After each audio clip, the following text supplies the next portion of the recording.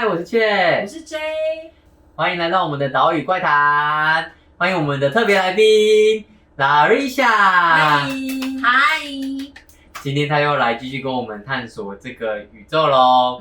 我们今天要聊的是《与神同行》系列的第2集。故事呢，描述3位阴间使者即将带领第1集男主角的弟弟金秀红进行地狱审判，也同时接受阎罗王指派的任务，去带走早该阳寿已尽的老人。这时发现这个老人家中有一位家神，试图把老人留住。使者们为了带走这名老人，开始与家神展开激烈的决斗。而在这个过程当中，3名阴间使者在1000年以前的阳间身份也一一被揭开。原来江陵1000年前是高丽国大将军的儿子，他的助手日值使者和月值使者在当时跟他有恩怨情仇，3人在互相残杀后皆负伤死去。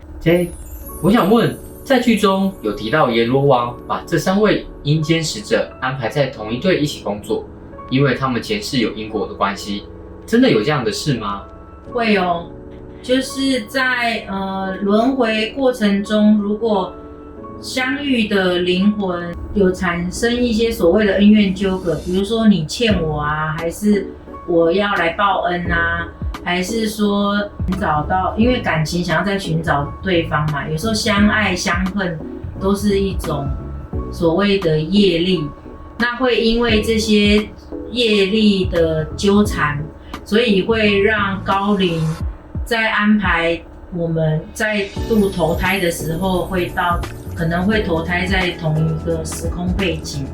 那所以以这个电影来说，它的概念也是这样，他们3个可能就是类似投胎到这个阴间当使者的这一个身份，那他们一起共同完成工作，为了让他们去体验或者是偿还彼此的那个情感的纠葛。可是他们不是死掉吗？他们是死掉到阴间。投胎有很多种形式，在这个宇宙间，它不一定要像人类一样从婴儿开始这个肉身去成长，所以每一个空间存在的状态都是不一样的。哦，所以如果是阴间是这样的话，那我们人世间也是哦。就比如说，跟我谈恋爱的人啊，或者是跟我成为家人的人啊，我们也一定有一部分的爱恨情仇，所以我们会变成家人，会变成关系中的人，这样吗？对啊，所以会有因果关系。对，所以就好像是有些人会说，她嫁了一个先生，好像前世欠她的。我们常常听到有些女生这样讲，或者有一些会说，她生了一个小孩来讨债，还是来报恩的，就是这个原因。老师，那像它里面阴间使者是在做这份工作嘛？所以阴间不只有这份工作，还有其他的可以做咯。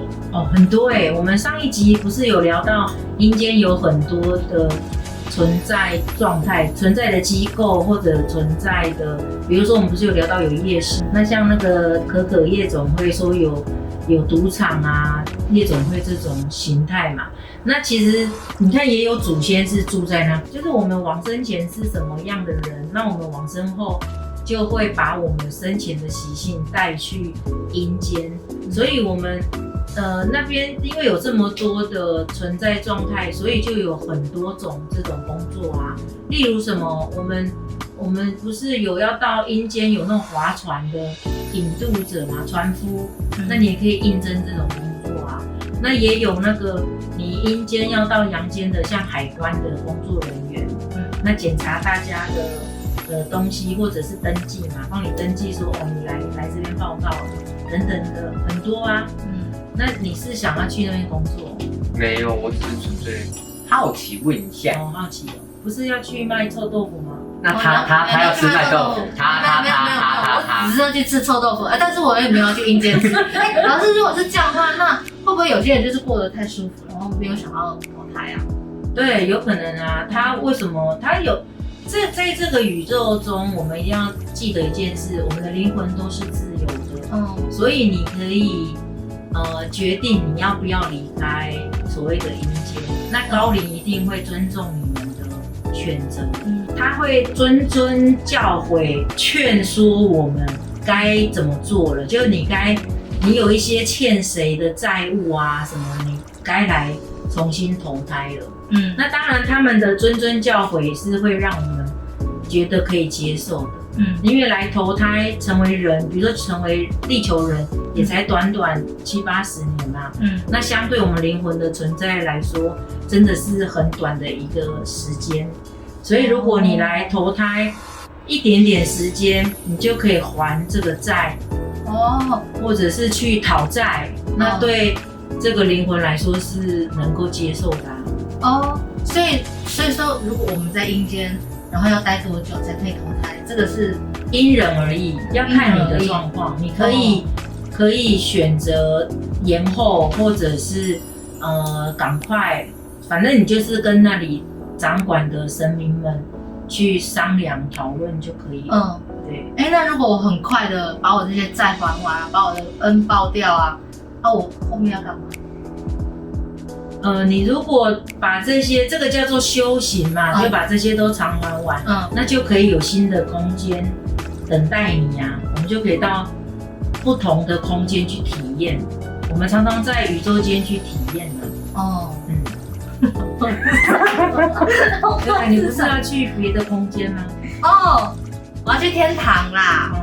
那你就可以去天堂体验啊。对啊，去体验当天使是什么感觉啊？这也是一种体验啊。了解。所以就是当天使之前，我要先把我的就是那个债还完，对，然后把我的恩报完，对，报恩报完，对。好。别人欠你的就不要在意了。就是我不要执着就对了。对。好。你很有慧根呢。所以就是那个好。我还有个问题，那所以说，如果我们那个投胎要不要投胎，是我们可以自由意愿的话，那我们可以选择我们去投胎好人家嘛，就是有钱人家当一个就是有钱人啊，不要贵奶奶，我要当一个千金啊，或者是一个 CEO 啊，或者是霸道总裁啊之类的。不好意思，选择通常我们没有办法选择。我们要去哪一户人家投胎？因为第一要跟他们有一些业力因果的纠葛，然后第二，如果大家都可以选择父母的话，应该大家都会想要选择王永庆吧？那不就就是大家会抢同一个名额，理论上是不可能的。那高龄会在安排你投胎的时候跟你商量说，那你看看你前几辈子啊，有没有什么遗憾啊？有没有什么心愿想要完成？那尽量安排符合你的心愿。可是你别忘了你会有心愿，你在这个宇宙间有时候也会有相对应跟你反过来心愿的人存在。高龄会安排跟彼此之间比较符合 match 到的，就放在一起。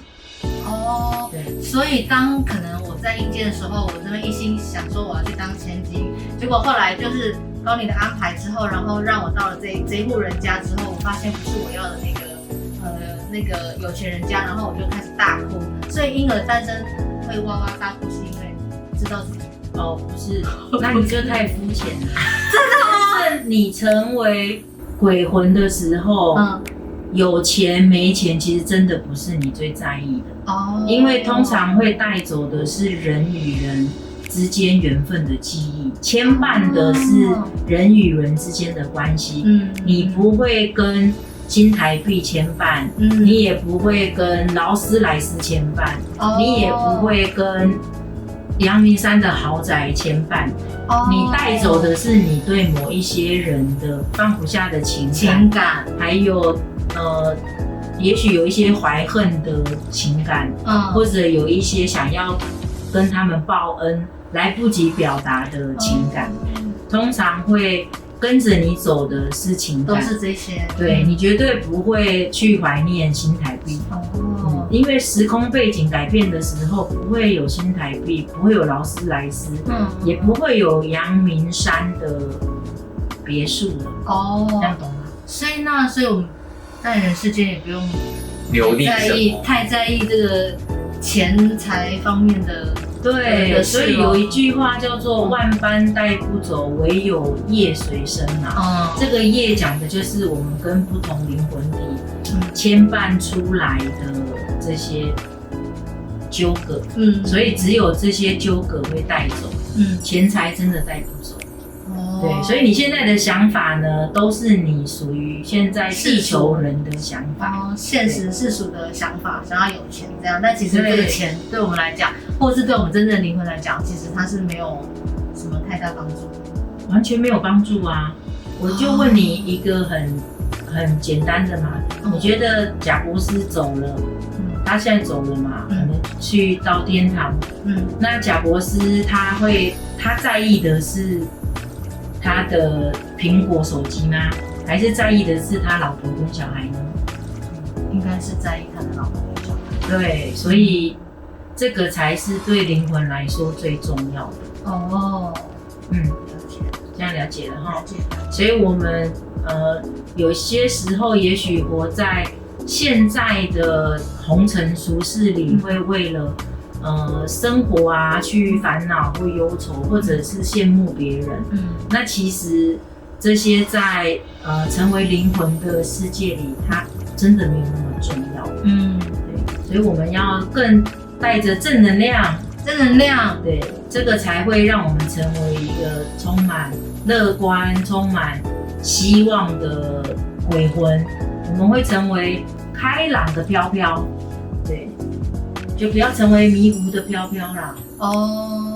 那一定都会成为飘飘吗？可不可以成为天使？可以啊，你可以往这个方向努力啊。对，通常天使都比较开朗，比较正向，而且天使们、高灵们都很爱工作，他们不推卸工作与责任。加油，加油！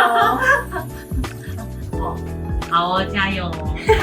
那我看你们两个感情这么好，以后应该可以去。我认真工作，我真的认真工作。那你要加油，加油！你认真工作，你认真工作，你认真吃啊！好好的体验人生，你认真吃，好好的那个认真天使，认真飞。总之，我们就祝福啦，雨夏。对，希望他有一赶快天玩完，然后去天堂当小天使。对。那你要去阴间吗？当我没有，我可没有说，不好意思哦。你们两个感情这么好，应该很容易被放在同一个地方。没有，搭档。我是要去天堂的，不好意思啊。没有这回事。好，我们就赶快在这边结束。好，拜拜。